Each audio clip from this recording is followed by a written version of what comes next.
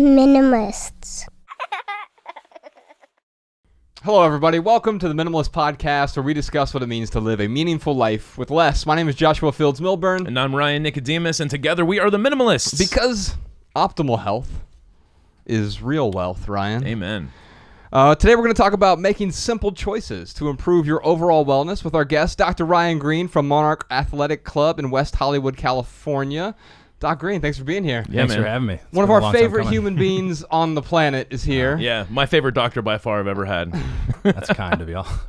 Mainly because he's like the healthiest doctor I've ever had. Well, isn't that weird how like you go to doctors sometimes and like I had to have a colonoscopy earlier this year, and great guy, very kind, but he was like kind of obese and like didn't have necessarily the best recommendations for me. He was really good at actually doing the colonoscopy, at least I think he was.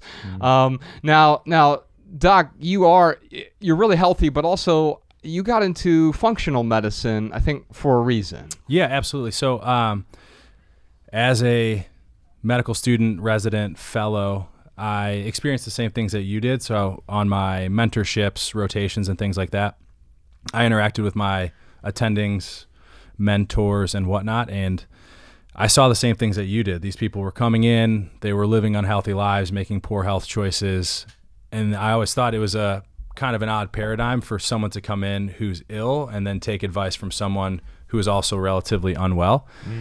And when I was going through my training, I'd always wanted to be a sports medicine team physician for a professional sports team, but for a multitude of reasons. One being it's a volunteer effort, and a lot of people don't know that.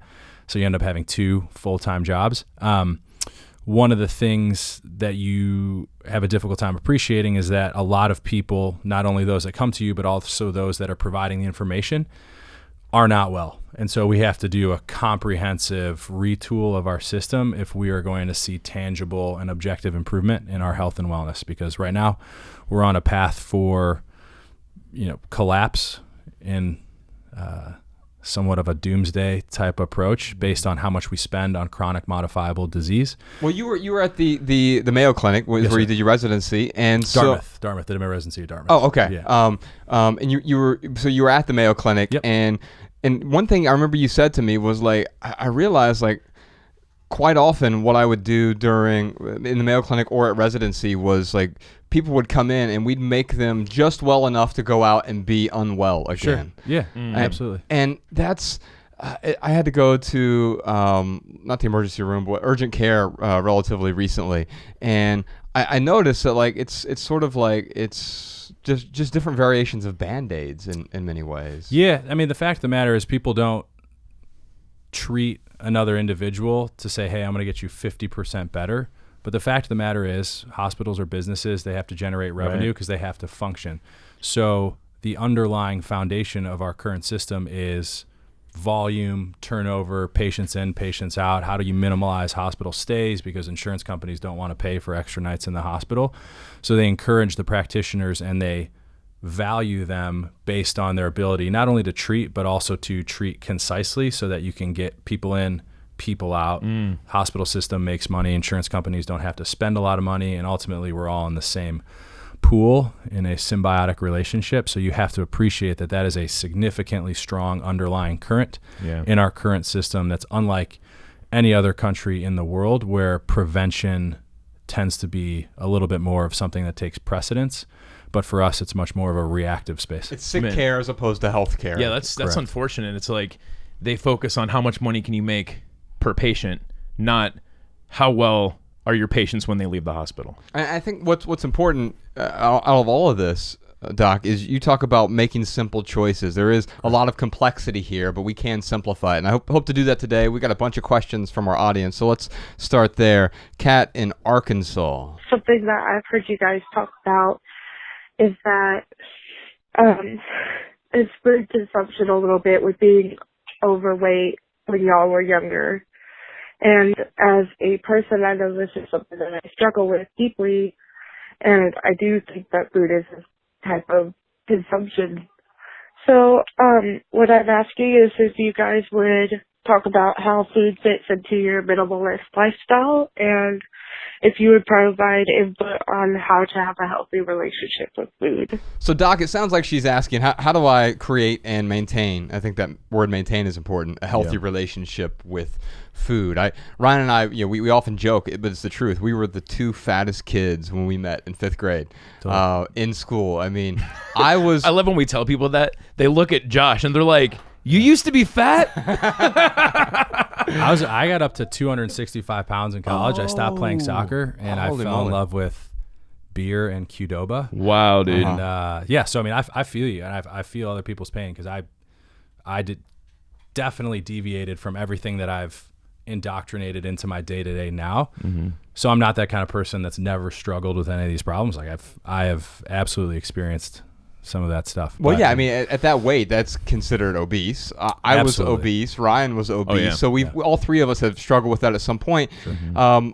You were less radical than me, and I really appreciate that about you. You actually remind me a lot of my wife, where you take a more balanced approach. So I'd love to hear about you, about establishing and maintaining a healthy relationship with food. Sure. Yeah, absolutely. It's tough. What people may or may not realize, but at the end of the day, it is true, from the earliest memories that we have, we're inundated with information about eating foods that are essentially addictive, that are sugar laden. So we develop these patterns at a young age that are difficult to deviate from. Yeah. That being said, you don't have to deprive yourself of things that bring you joy. Right. You got to live a little. Yeah. And the next, component of that is there are many healthy things that taste great. Food should not be a punishment by any means. Ultimately, it will require a little bit of dedication and time on the individual's end to say, hey, how can I develop that relationship through cooking myself or making the healthy choices, and say, hey, it's easy to go Postmates something quickly that's relatively unhealthy, or I could take the time to prepare, or I could choose something that's a little bit more costly but ultimately a little bit healthier, because in the long run, there's data that shows an individual who's overweight with diabetes will spend anywhere from $8,000 to $15,000 more per year on health-related cost. Wow. So I try to tell people and patients, here's the deal. Whether it's shopping at Whole Foods or choosing a healthier to-go option, on the back end, you're saving yourself time, money, lost productivity in work, or looked at it that way. Connection with another individual, because you're making a healthier choice. Yeah, because you can eat McDonald's. You could spend $5 a day and eat 5 double cheeseburgers. Correct. And you'll sustain yourself and live, but at what cost? I mean, you're going to end up spending a lot more. And a weird thing about that is, like, you mentioned, like, some of these things might bring you joy, but I find, like, when I was really just morbidly obese, I wasn't actually getting the joy that I thought I was. I was getting momentary, sort of ephemeral, gustatory pleasure. Sure. I was actually in the break room the other day here, and I saw this guy who was certainly overweight, and he had a whole pizza in front of him, and he's just watching his phone, like, mindlessly shoving pizza. And I totally get it, because that was I was me. there. Sure. I was totally there. But wasn't enjoying it at all. In fact, he didn't look depressed. He kind of looked defeated. Like, wow, this is... And it didn't look like he was nourishing himself. It's just like... You're programming yourself to I have to just put this in. And I think the key is not to just say, well, I'm not going to have any of that. It's what am I going to replace this with? Whether it's organic fruits and vegetables, having a big salad for lunch, or grass-fed, grass-finished meat, and finding alternatives to replace that. I mean, essentially that junk food with. Yeah, it's so true. And you talked about the commitment that it takes to start eating healthy. I'll 100%. Tell you. Like so last year when you told me I was like on the verge of having type 2 diabetes, like I had to cut out a ton of sugar. I had to cut out a ton of just really bad carbs. Sure. And I mean, that was hard for two reasons. Like A, I was addicted, but B, I grew up victimizing victimizing fat, not the sugar. Yeah. And it's taken me the last 5 or 6 years to really understand that is the the FDA with sugar lobbyists that are telling us like, oh, fat's bad, you need to eat our low fat stuff, which just ends up being high in sugar.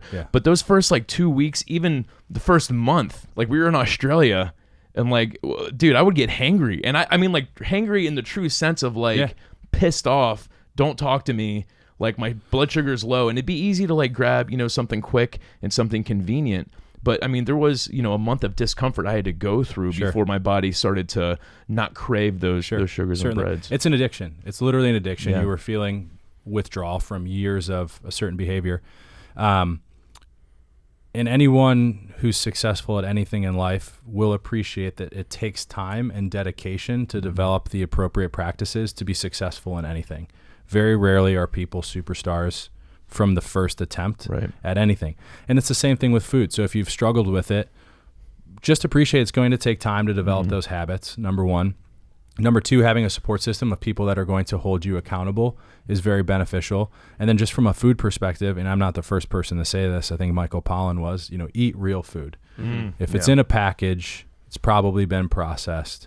So try to choose things that are local, organic when you can, sustainably grown. I mean, we're in California, so we have more farmers markets, I think, per capita than anywhere in the United States. Yeah. So you have the ability to obtain those items. You just have to take time. You have to plan a little bit. And even if you can't, for whatever reason, there are still numerous options that you can, patronize that will allow you to eat those healthy items.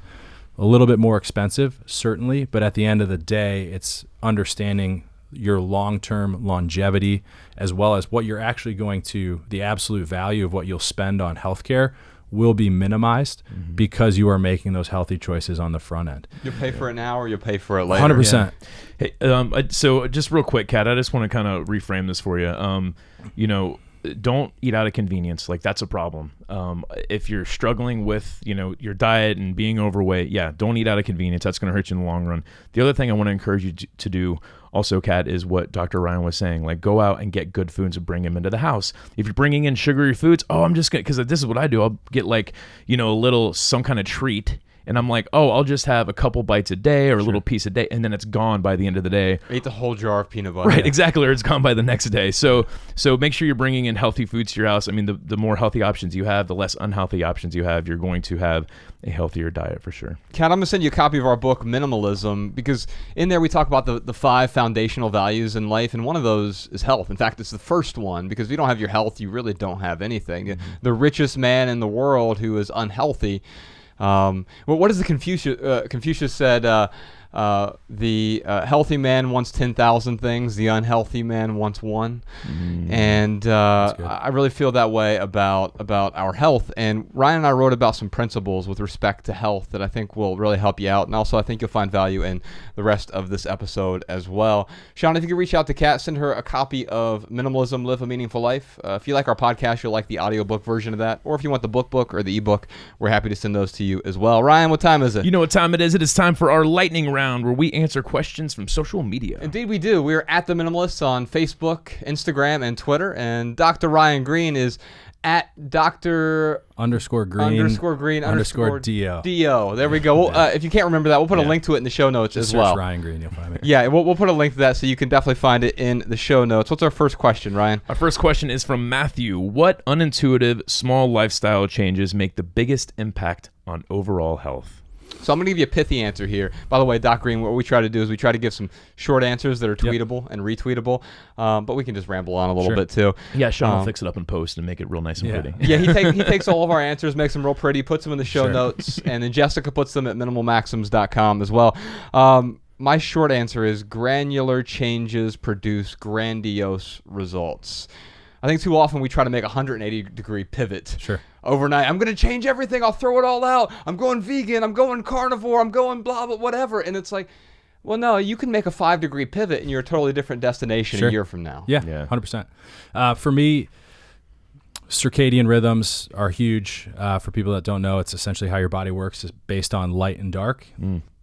For thousands of years, we operated based on what you could do when there was visible light and then not visible light, and the body has adapted appropriately.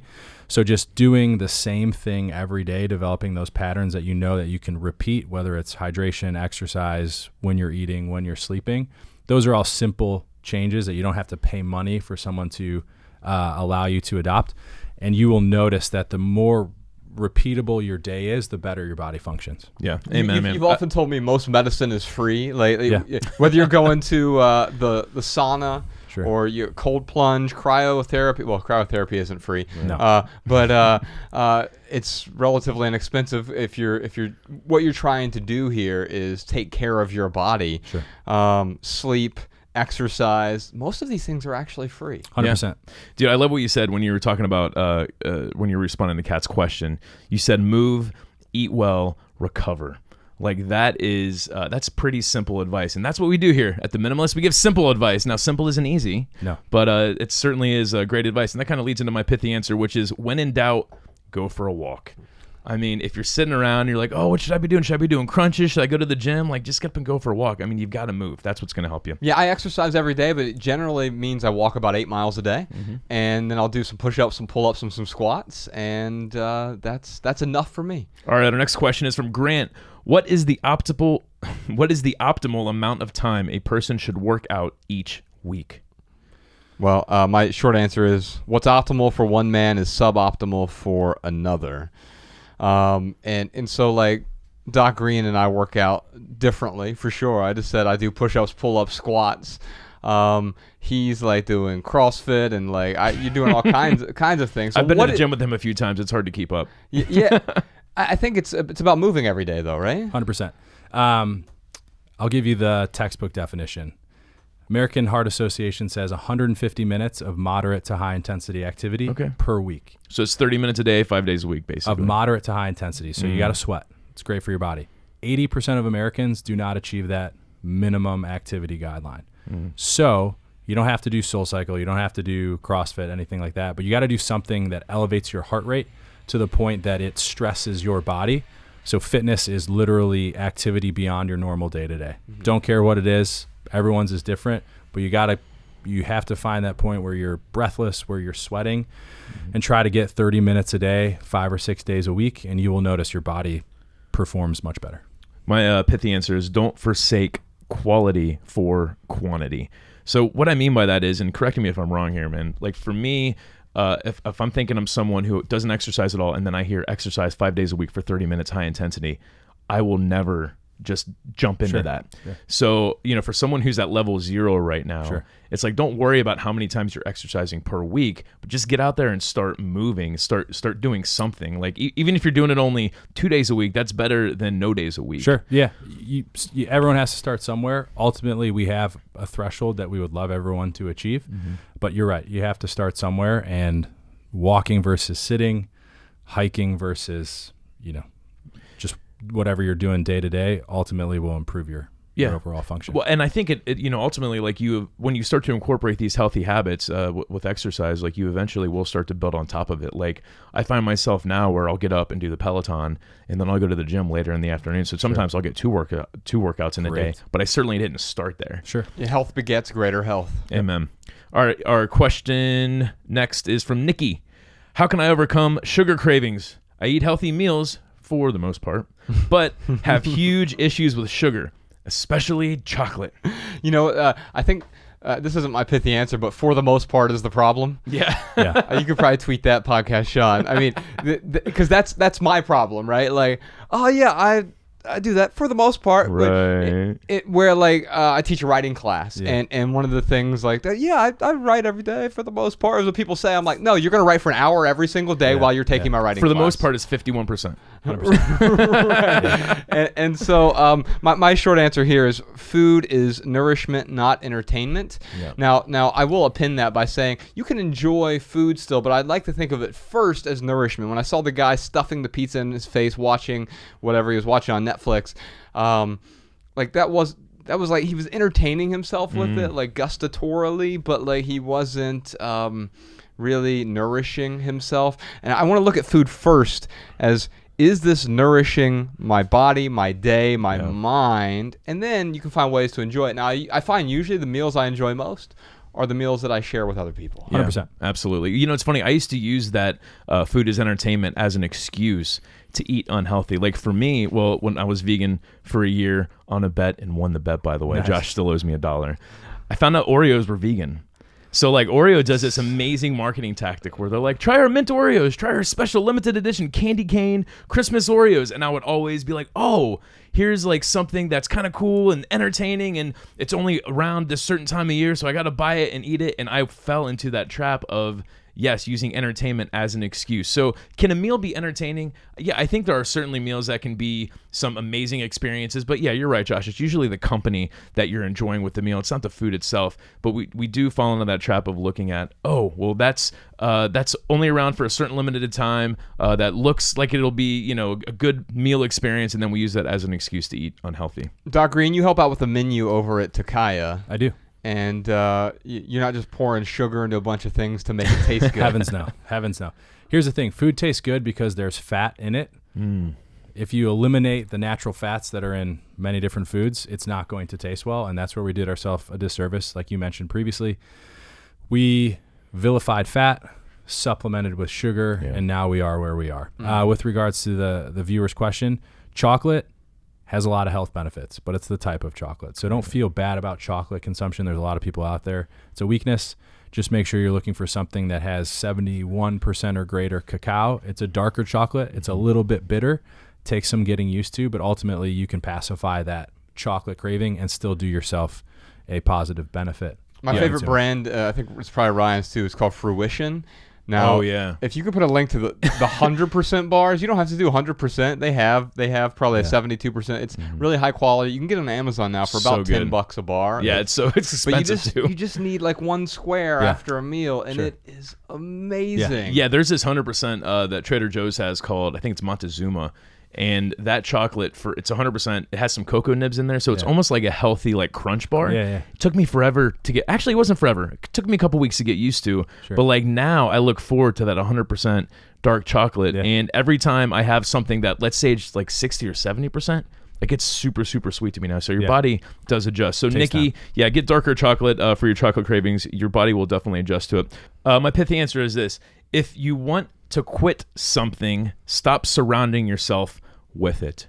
So if you're going to bring in, again, you're going to bring in those treats, you're going to bring in unhealthy foods to your house, Nikki, like you're going to cave in and you're going to eat it because it's there. Yeah. So that's one way you can definitely help overcome those sugar cravings is stop bringing the sugar into the house. Yeah, get the sugar out because if you're breaking the addiction, you don't want to have heroin all over the house either. Sure. Right, or you don't want to hang out with people who are doing heroin. 100%. I mean, I know it's hard sometimes, like even here at the at WeWork, like they'll have like, oh, someone brought in taffy and there's like a bag of taffy on the table and I just have to like put my blinders on and like walk past it. But even, at work, sometimes you get tempted with it. But, if you at least have the ability to control what sugar comes into your house and you can certainly make some advancements there. Can I add one more component? Yeah, dude. Sure. I talk to patients all the time about this. It's not a pithy answer. You guys are better at that than I am. But here's the deal. Break down the year, 365 days. If you have a quote unquote cheat day, which is like such a popular term these days, once a week, 52 days out of the year, you're essentially not nourishing your body for almost 20% of the year. So if you walked into an exam in school and your teacher said the maximum score you can achieve is 80%, B minus, would people be okay with that? Probably not. And that's if you really do good for all the other 80%. One cheat day. When I was at Mayo Clinic, brief tangent, everyone had a birthday or some reason to celebrate. And it's not Mayo Clinic's fault, but in the break room, there's always cake, there's always punch from 9 a.m. till, whenever it was gone. And you walk through there and you're like, you know what, I can have a little square, a little corner. And you end up doing that 3 or 4 days a week. And then before you know it, like, why can't I achieve this goal? And you're like, well, you're undermining yourself and you don't even appreciate it. Yeah. It reminds me of the Jocko Willink quote. Like if you go and you're like, do you want the cake or the pie? And you're like, well, there's the third option. The third option is to have neither. Dude, I want to, Sean, please put in the show notes that Jocko Willink, or what is his last name? Willink. Yeah, Jocko Willink, that the album that he has essentially on iTunes. But it's great. Like if you need motivation, to like eat healthy or to not eat unhealthy. To put the donut down. Yeah, put the donut down. It's poison. It's so good. Like I would recommend that, Nikki. Like download that album, and then every time you got that craving, just listen to a couple of those tracks that he has, and hopefully it'll change your state a little bit. That's a really good added value for the day. All right, looks like we got a bunch more surprise questions this week. Questions about appetite, about supplements, about EMF and artificial light exposure, questions about stress and fasting, intermittent fasting, tips for improving sleep, also exercise at Dr. Greene's Monarch Athletic Club, and much, much more with Dr. Ryan Greene. Also, 27 health and nutrition tips that are actually evidence-based. And we've got this hilarious article from James Altucher. So funny. I haven't laughed that hard in a while, man. 5 reasons I don't go to doctors. And we're going to check that out. And if you want to hear all that, you can listen to this week's Maximal episode available exclusively on Patreon. That's right, you're currently listening to our weekly Minimal episode, but each week, Ryan and I, and well, this week, Dr. Ryan Greene and I, and Ryan Nicodemus and I, all three of us, we record an entirely different, much longer Maximal episode on the Minimalists private podcast, which gives us the private space we need to talk about a bunch of stuff we don't usually discuss in public. Plus, Patreon is the best way for us to fund this podcast and keep it 100% advertisement free. When you subscribe to the Minimalist private podcast on Patreon, you'll receive a personal link so that our Maximal episodes play in your favorite podcast app. And also on Patreon, we're doing Ask the Minimalist Anything. We're doing a special health version with Dr. Greene as well. So you're going to get like a quadruple dose of Dr. Greene this week. You can check that out. Oh, and we're capping our Patreon support at 6,000 people now. We've decided that's enough. So there are some spots left, but once we have 6,000 people, then it's all full. We're shutting the door. Yeah, we're going to close the door and talk to the small audience over on Patreon. You can find all that, all the details, all the good stuff, including an additional private podcast episode every week over at theminimalists.com/support. Nicodemus, what else you got for us this week? Being informed is more important than ever, especially when it comes to health topics. So get out there, read more. I mean, Josh and I we are not doctors. Luckily, we have a doctor here to answer these health questions. But, you want to get more of a diverse opinion than just Dr. Ryan Greene. He's got a great opinion, but get out there and read more and get informed. And now, here are some voicemail comments and tips from our listeners. Hi, Josh and Ryan. Just a few tips about your listeners and also things I've learned on the way. Let your kids wear heirloom jewelry and play dress up, have a tea party or a candlelight dinner. You'll make memories and bring meaning by doing so. You can frame the jewelry in a shadow box and display it as art. IKEA is a great resource. They're a nice way to edit collections or honor the memory of a loved one by framing their mementos and pictures in a small contained space. I found useful sentimental items brought me the most meaning. I cook with my mom's wooden spoon daily and warm my kids with the Afghan my grandma knitted. I'm finally donating the china I've kept in a box for 20 plus years because I realized it won't have any meaning or relevance for my daughters since I never used it. Replacements.com is a resource to sell china and silverware.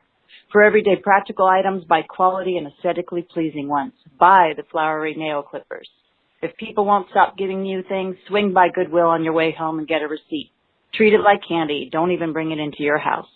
Find resources online for recycling. Pay for postage if it means that much, but give yourself permission to toss those items that won't be donated while you're establishing a baseline. You'll be tossing much less in the future. Wean off shopping by going to thrift stores and yard sales. Always have a list of needs. Remember, $1 spent is still $1 spent, and even free might come with a price. I've been known to replace all the items in my cart back to their respective places, treating each as if the hunt was satisfying enough and feeling empowered by asking the hard questions and making the conscious choice not to possess it. Take a picture if you want to remember it. Take pictures of your kids' art and make a book. Turn old t-shirts into quilts or pillows. For every, one new thing, rid yourself of 2 things. Tool libraries are cropping up for borrowing tools. If you don't have one, start one. Volunteer at handsonnetwork.org. Register, click to sign up, and then show up. When we lost our business and house and filed bankruptcy, we volunteered. When my husband died in an accident 3 years later, we volunteered. Don't underestimate the power of giving to and doing for others.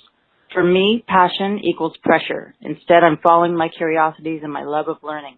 If that leads to a passion, then that's great. And if not, that's okay too, because I will have learned a lot along the way. Hi, my name is Michelle. I'm from Edmonton, Alberta, Canada.